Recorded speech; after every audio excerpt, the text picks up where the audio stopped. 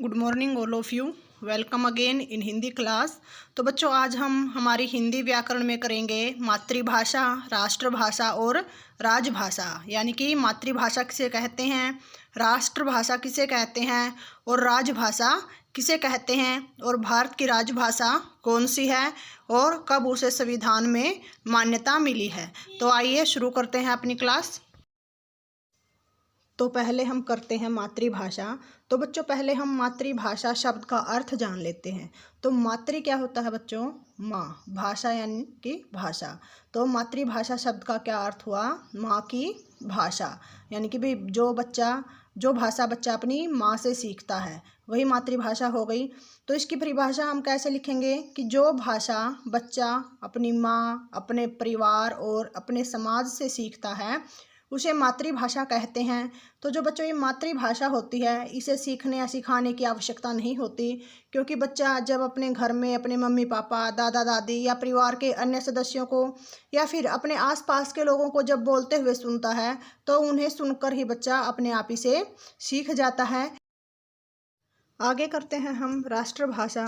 तो जिस भाषा को देश के अधिकतर लोग बोलते और समझते हैं उसे राष्ट्रभाषा कहते हैं। तो भारत देश में अधिकतर लोगों के द्वारा कौन सी भाषा बोली और समझी जाती है? कौन सी समझी जाती है बच्चों?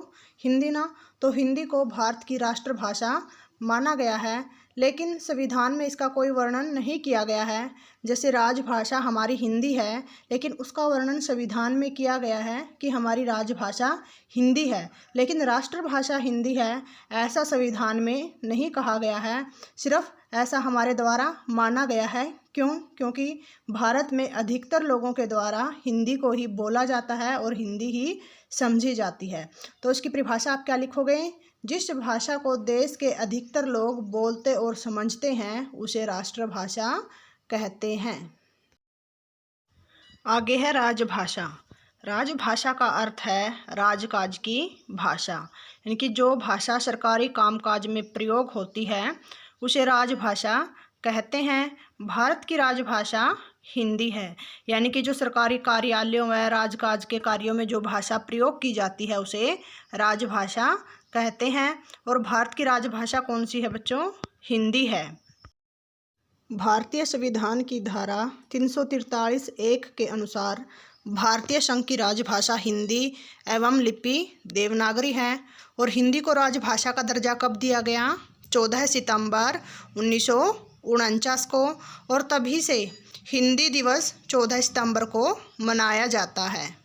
आई होप स्टूडेंट आपको मातृभाषा, राजभाषा और राष्ट्रभाषा समझ में आया होगा। Thank you.